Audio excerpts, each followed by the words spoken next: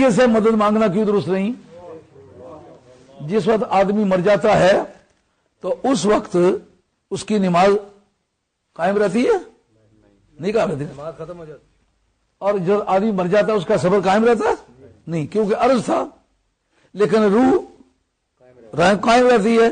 جو مطلب مٹ جانے والی چیز ہے اس کے ذریعے سے تو مدد مانگنے کو تو درست سمجھے، جو پرماننٹ چیز ہے اس کے ذریعے سے مدد مانگنے کو ناجائز سمجھے۔ تو بھائی یا ایھا الذین آمنوا، طبرانی نے لکھا ہے، امام طبرانی نے اپنی طبرانی شریف ہے جو 37 جلدوں کی کتاب ہے، اس کے اندر لکھا ہے کہ نبی کریم صلی اللہ تعالی علیہ وآلہ وسلم کی ذات پاک نے جناب حیدر کرار کو اتنا قرب بخشا کہ وہ میرے جوہر میں شریک ہے۔ رات کو بتایا تھا نا، خلقوا من طینتی ورزقوا من خلقی، وہ اسی خمیر سے بنائے گئے جس خمیر سے میں بنایا گیا ہوں۔ اب جناب پھر علی سے مدد مانگنا کیوں ممنوع ہوا؟ امت کتنی بھی قریب ہے لیکن جوہر مصطفیٰ میں شریک نہیں۔ آل بیت، اب آپ علی مرتضیٰ کو کتنا بھی پیچھے لے جائیں لیکن جوہر مصطفیٰ اور جوہر علی ایک ہے، اس سے مدد مانگنا کیوں درست نہ ہوا؟ اور اس جگہ طبرانی نے یہ بات بھی لکھی ہے، کسی جگہ بھی جو یا ایھا الذین آمنوا آئے تو پہلا مخاطب سرکار کا ارشاد ہے، پہلا مخاطب علی ہے۔ کیوں؟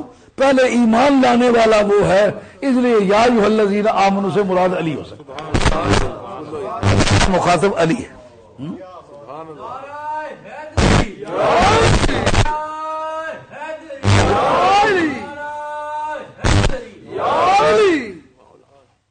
امت مسلمہ کے جتنے بھی لوگ ہیں صحابہ کرام رضوان اللہ تعالی اجمعین، ان کو جتنے اللہ نے فضائل دی برحق ہیں۔ اہل سنت کا یہ ترہ امتیاز ہے، کسی چھوٹے سے چھوٹے صحابی سے لے کر بڑے سے بڑی صحابی کی شان میں کبھی کوتاہی نہیں کرے گا۔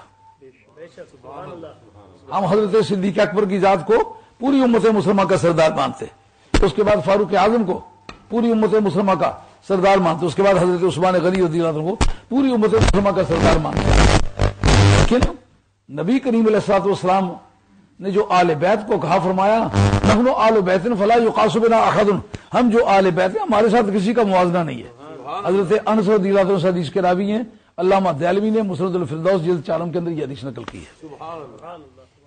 اور ملا علی قاری جہاں حضرت عبداللہ بن عمر رضی اللہ عنہ کہتے ہیں کہ ہم اپنی زندگی میں صحابہ کرام میں کلاسیفیکیشن کیا کرتے تھے، فلاں فلاں سے افضل ہے، فلاں فلاں سے افضل ہے، تو ہم سب سے پہلے افضل کا نام لیتے تھے حضرت ابوبکر صدیق، حضرت فاروق اعظم، اس کے بعد حضرت عثمان غنی۔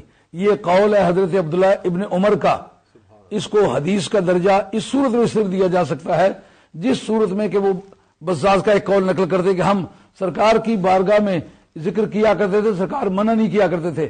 اس سے حدیث تقریری بنتی ہے لیکن یہ پایا ثبوت کو نہیں پہنچتا۔ اس کے مقابلے میں حضرت عبداللہ بن مسعود رضی اللہ عنہ سے فضائل صحابہ کے اندر امام احمد بن حنبل نے یہ حدیث روایت کی ہے، اور ابن عساکر نے روایت کیا کہ کننا نتحدث ان علی افضل آل المدینہ۔ حضرت عبداللہ بن مسعود کی روایت اور حضرت عبداللہ بن عمر کی روایت میں زمین و آسمان کا فرق ہے۔ جس وقت سرکار کا وصال ہوا اس وقت ان کی کم سے کم عمر شریف جو ہے وہ 18 برس تھی، زیادہ سے زیادہ ان کی عمر شریف 21 برس تھی۔ اس وقت ان کا شمار فقہاء میں نہیں ہوتا تھا۔ ہاں، اور حضرت عبداللہ بن مسعود چھٹے مسلمان ہیں، یہ ترتیب بار چھٹا مسلمان حضرت عبداللہ بن مسعود ہے۔ اور سرکار دو عالم السلام کا ارشاد ہے کہ رضیت لامتی ما رضی لہا ابن ام عبد وسخط لہا ما سخط لہا ابن ام عبد، او کما قال علیہ السلام، جس چیز کو عبداللہ ابن مسعود نے میری امت کے لیے پسند کیا یا کرے مجھے وہ پسند ہے، اور جس چیز کو عبداللہ ابن مسعود ناپسند کرے میری امت کے لیے وہ مجھے ناپسند ہے۔ فقاہت میں یہ درجہ تو صحابہ کرام میں سے کسی کا سرکار نے نہیں بیان فرمایا ہے جی۔ اور امام ابو حنیفہ کے سلسلے کے یہی استاد ہیں، اور جنہوں نے قانون کا مدرسہ پہلی مرتبہ قائم کیا ہے کوفے میں وہ یہی شخص ہے۔ یہی وجہ ہے کہ آج کوفے کے قانون کے مدرسے کو عالم اسلام میں بالادستی حاصل ہے. دھیان کریں گے آپ کچھ تھوڑی دیر تھک جاتے ہیں جب تک کوئی دلچسپی کی بات کہی جائے، نعرے لگائے جو خوش رہتے ہیں. جب کوئی تحقیق کی بات کی جائے تو آپ بہت گہرا پانی نظر آتا ہے تو گھبرانے لگتے ہیں، پتہ نہیں کیا ہونے لگا ہے. یا اللہ خیر. یہ بات آپ کو قانونی طور پر سمجھنی چاہیے کہ حضرت نبی کریم صلی اللہ علیہ وسلم کا ارشاد، اس کے معنی کیا بنتے ہیں. میں نے عرض کیا کہ قانونی بالادستی کوفے والے مدرسے کو قائم نہیں. کل 3 مدرسے تھے، ایک مکے والا، ایک مدینے والا، ایک کوفے والا. مکے شریف والے مدرسے کے بانی تھے حضرت عبداللہ بن عباس، اس کا مطلب تھا قرآن کا فہم عام. اور جو مدینہ طیبہ کا مدرسہ تھا، اس کے بانی تھے حضرت ابی بن کعب رضی اللہ تعالیٰ عنہ. اس مدرسے کی اسپیشلٹی کیا تھی؟ فن قرات میں اس کو امتیاز حاصل تھا. لیکن آج جس وقت بحث چھڑے تو کوفے والا مدرسہ، بصرے والا مدرسہ، شام والا مدرسہ، اندلس والا مدرسہ، ان کا نام جو مدینہ والے مدرسے کی کوئی رائے نہیں بنتی. کا دراصل قصہ یہ ہے کہ حضرت مولا مرتا کا جو دارالخلافہ تھا وہ ٹرانسفر ہو کے چلا گیا تھا، شفٹ ہو کے چلا گیا تھا کوفے میں. تو جدھر قرات والے گئے پھر قرات ادھر چلی گئی. یہ آپ کے فن قرات کا مسئلہ جناب. اور فن قرات کے آپ تحقیق کریں، جو تاریخ القرہ ہے، یہ کافی 2 جلدوں کی کتاب ہے، موٹی کتاب ہے. وہ الحمدللہ میں نے اس پر نشانات لگائے ہوئے ہیں.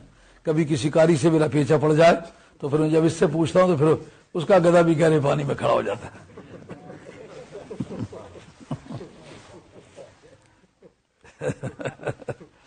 تو حضرت عبداللہ بن مسعود نے مدرسہ قائم کیا تھا کوفے میں، اور کوفے والے مدرسے کی خصوصیت کیا تھی؟ قانون کا مدرسہ، legal aspect of the holy قرآن.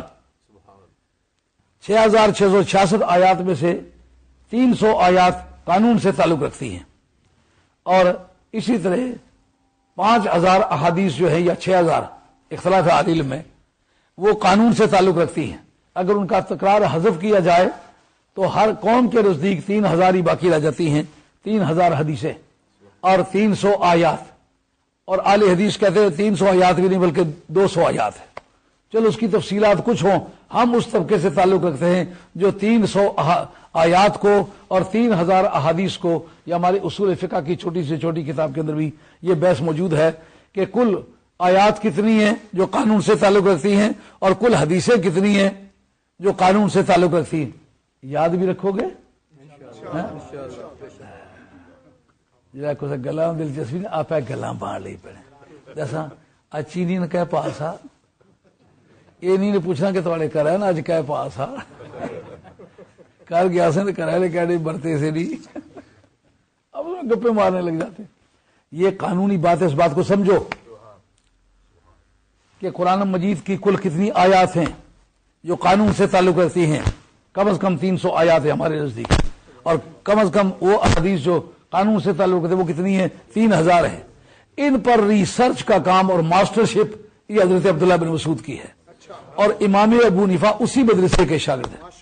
ان کے شاگرد ہیں حضرت علقمہ، ان کے شاگرد اسود، ان کے شاگرد ہیں ابراہیم نخی، ان کے شاگرد حماد کے شاگرد امام ابو حنیفہ.